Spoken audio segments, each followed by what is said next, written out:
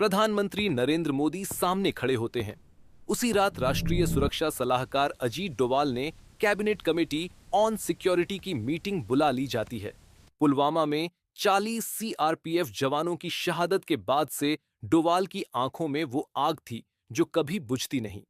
2019 की उस ठंडी फरवरी में जब पूरा देश गुस्से में जल रहा था, डोवाल ने प्रधानमंत्री को कहा था, सर, अब चुप रहने का वक्त नहीं, अब जवाब अंदर से देना है। टेबल पर प्रधानमंत्री नरेंद्र मोदी, गृह मंत्री अमित शाह, रक्षा मंत्री राजनाथ सिंह, विदेश मंत्री एस जयशंकर और रॉ चीफ सामंत गोयल मौजूद थे। कमरे की रोशनी मध्यम थी। दीवारों पर पुरानी घड़ियों की टिक टिक के अलावा कोई आवाज नहीं। बाहर दिल्ली की सर्द हवा खिड़कियों से टकरा रही थी, मानो वो भी फैसले का इंतजार कर रही हो। अजीत डोवाल ने अपनी पुरानी डायरी खोली। उसमें 1980 के दशक की वो तस्वीर चिपकी थी जहां वो पाकिस्तान की खान रिसर्च लेबोरेटरीज के बाहर भिखारी बनकर खड़े थे, आंखें आधे बंद, लेकिन दिमाग पूरी तरह जाग रहा था। उनकी उंगलियां मेज पर हल्के से थिरक रही थीं। वो उनका पुराना तरीका था, सोचने का, वक्त का इंतजार करने का। डोवाल ने धीरे से कहा, सर, पुलवामा, उरी, पठानकोट, हर बार पाकिस्तान ने हमें चोट पहुंचाई। 26/11 में मुंबई के 166 मासूम एक रात में चले गए। उरी में 19 जवान, पुलवामा में 40 सीआरपीएफ वाले एक पल में धूल हो गए। लेकिन अब हम उनके अंदर घुसकर खेलेंगे।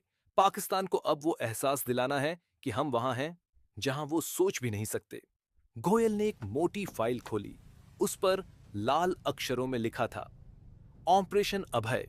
फाइल में एक शख्स की तस्वीर थी, ब्रिगेडियर रशीद खान। वो शख्स था जिसने पुलवामा का ब्लूप्रिंट तैयार किया था।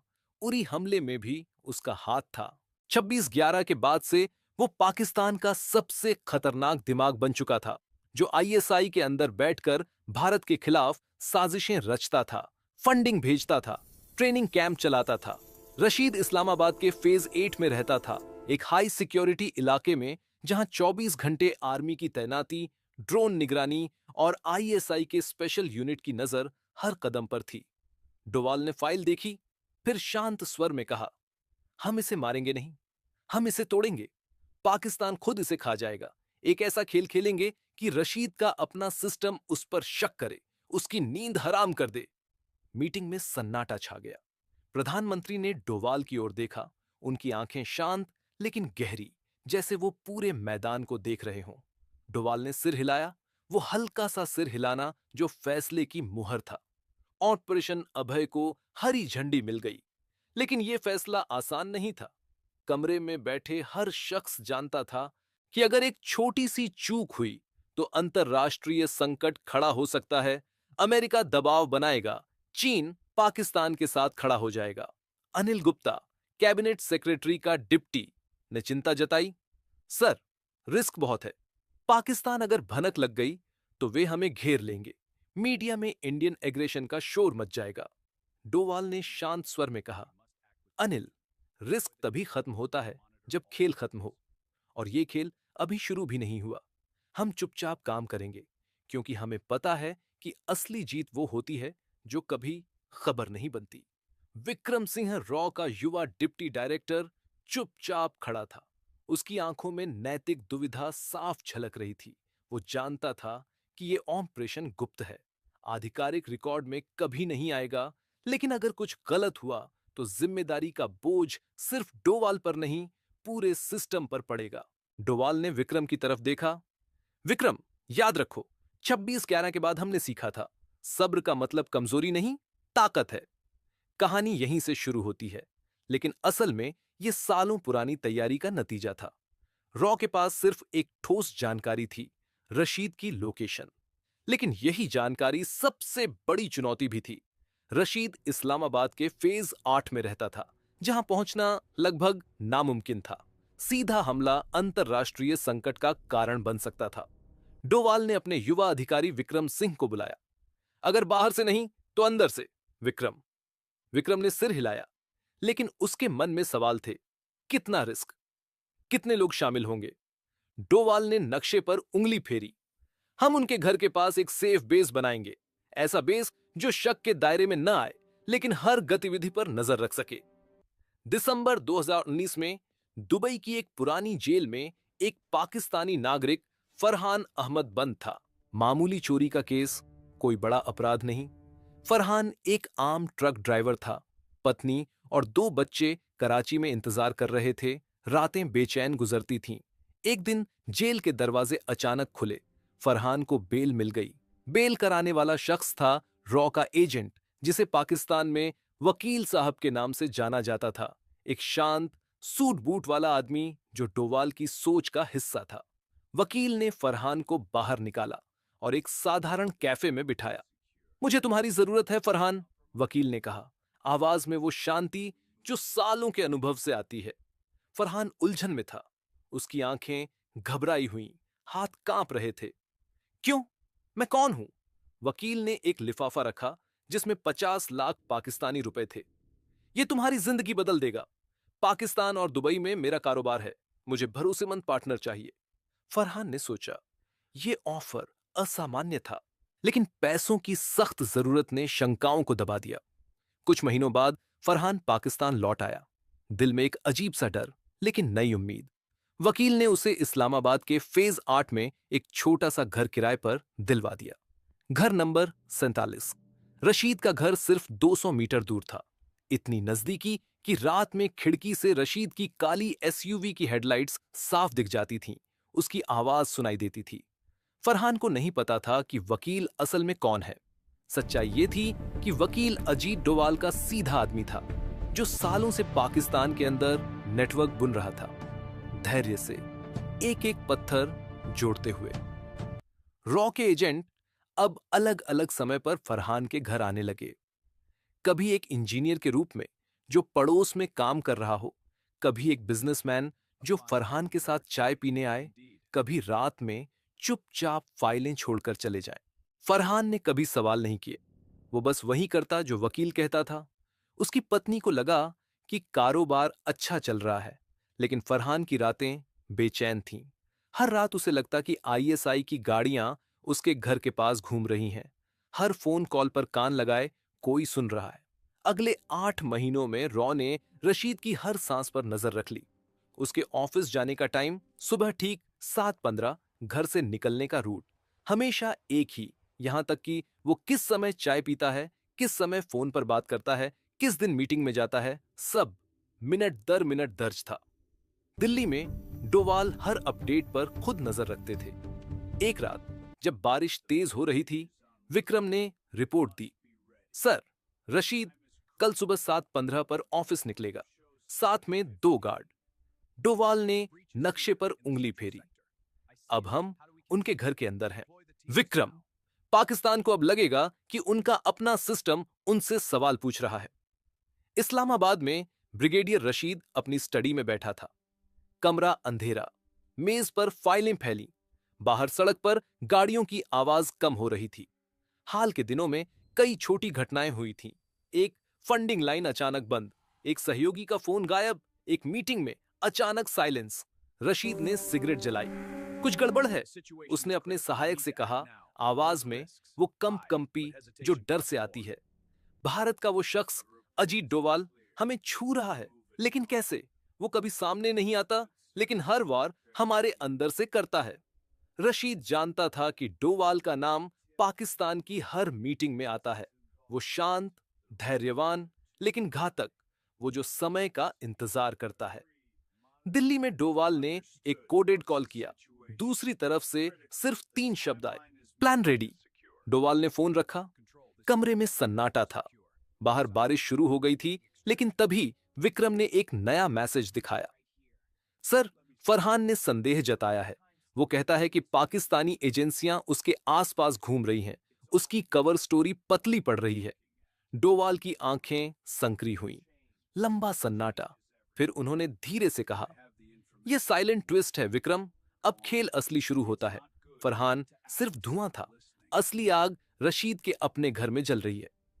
2020 की शुरुआत में जब पूरी दुनिया कोविड के अंधेरे में डूब रही थी, ऑपरेशन अभय अपने सबसे नाजुक मोड पर पहुंच चुका था। दिल्ली के उत्तरी ब्लॉक के बेसमेंट में अजीत डोवाल अपनी कुर्सी पर बैठे थे। मेज पर फैले नक्शे अब हटा दिए गए थे। सिर्फ एक सैटेलाइट फोन और एक पुरानी डायरी बची थी। बाहर बारिश नहीं हो रही थी, लेकिन हवा में वो नमी थी जो फैसलों को और भारी बना देती है। विक्रम सिंह उनके सामने खड़ा था, चेहरा पीला, आंखें नीचे। सर, वकील साहब, दिल्ली में ईद मनाने आए थे। कल रात बुखार हुआ, अस्पताल ले गए, कोविड पॉजिटिव, 3 दिन आईसीयू में जूझे। आज सुबह डोवाल ने कुछ नहीं कहा, बस सिगरेट का पैकेट उठाया, एक निकाली, लेकिन जलाई नहीं। उनकी उंगलियां पैकेट पर हल्के से दब रही थीं। वकील उनका सबसे पुराना और भरोसेमंद आदमी था, वो जो फरहान को संभालता था, वो जो पाकिस्तान के अंदर सालों से नेटवर्क बुन रहा था। उसकी मौत का मतलब था कि फरहान अब अकेला था, और अकेलेपन में इंसान टूट जाता है। विक्रम ने गला साफ किया। सर, फरहान ने आज सुबह एक मैसेज भेजा। वो कह रहा है कि आईएसआई के लोग उसके इलाके में घूम रहे हैं। उसका शक गहरा गया है। डोवाल ने आखिरकार सिगरेट जलाई। धुआं धीरे धीरे ऊपर उठा। विक्रम, अब पीछे हटने का वक्त नहीं। हमने जो बीज बोया था वो खुद उगाएगा। पाकिस्तान को अब खुद पर शक हो गया है। उन्होंने फोन उठाया, एक कोडेड मैसेज टाइप किया, सिर्फ 2 शब्द, प्रोसीड। फिर फोन रख दिया। कमरे में सन्नाटा इतना गहरा था कि घड़ी की टिक टिक भी सुनाई दे रही थी। इस्लामाबाद के फेज 8 में फरहान अपने घर की खिड़की के पास खड़ा था। हाथ कांप रहे थे। वकील की मौत की खबर मिलते ही उसका मन डर से भर गया था। वो जानता था कि अब कोई कवर नहीं बचा। रात में उसने पाकिस्तानी एजेंसियों से संपर्क किया। शुरू से ही उसका शक था। वो पैसा, वो ऑफर, वो गुप्त मुलाकातें, उसने सारी जानकारी दे दी। घर नंबर 47, आने जाने वाले लोग, रशीद की लोकेशन। आईएसआई के एक अधिकारी ने फोन पर सिर्फ इतना कहा, तुम सुरक्षित रहो, हम संभाल लेंगे। लेकिन फरहान जानता था कि सुरक्षित अब कोई नहीं था। उसने अपनी पत्नी को देखा, जो सो रही थी, बच्चे बगल में। आंखें बंद करके उसने सोचा, अब क्या होगा। दूसरी तरफ ब्रिगेडियर रशीद अपने ऑफिस में बैठा था। टेबल पर फाइलें, दीवार पर पाकिस्तान का नक्शा। हाल के दिनों में कई छोटी छोटी चीजें गड़बड़ हो रही थीं। एक सहयोगी अचानक ट्रांसफर, एक फंडिंग अकाउंट फ्रीज, एक मीटिंग में अचानक साइलेंस। रशीद ने सिगरेट बुझाई। ये डोवाल का खेल है, उसने अपने सहायक से कहा, आवाज में वो खौफ जो अब छिप नहीं रहा था।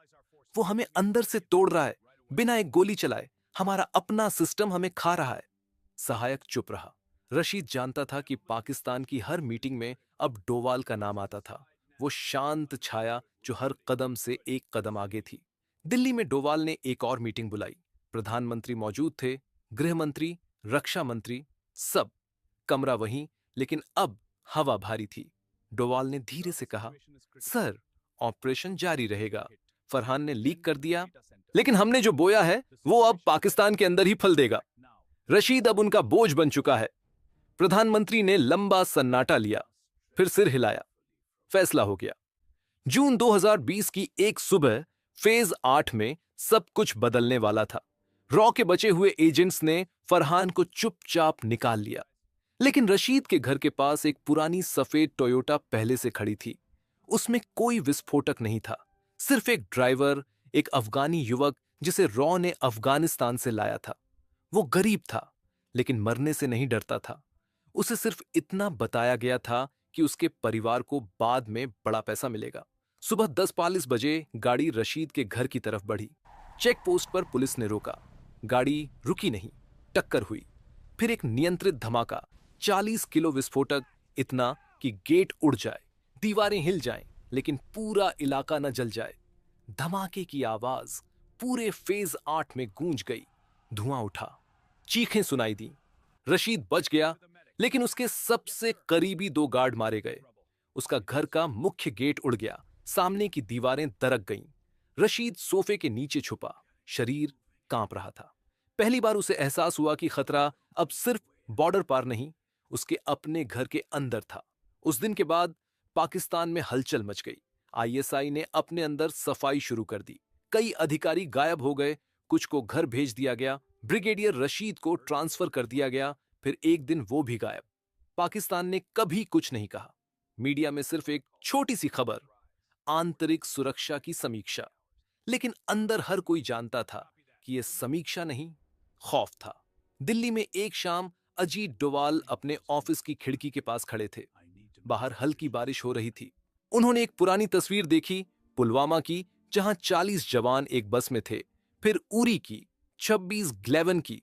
उनकी आंखें शांत थीं, लेकिन अंदर वो बेचैनी थी जो हर सफलता के बाद रह जाती है। विक्रम ने पूछा, सर, क्या हुआ? डोवाल ने बस कहा, खेल जारी है विक्रम, पाकिस्तान आज भी रात में जागता है। ऑपरेशन अभय खत्म हो चुका था। कोई तालियां नहीं, कोई घोषणा नहीं। दुनिया को कभी पता नहीं चला कि क्या हुआ, लेकिन पाकिस्तान का वो खौफ, अजीत डोवाल के नाम का खौफ, आज भी बना हुआ है। डोवाल ने सांस ली, खिड़की बंद की, अंदर चले गए।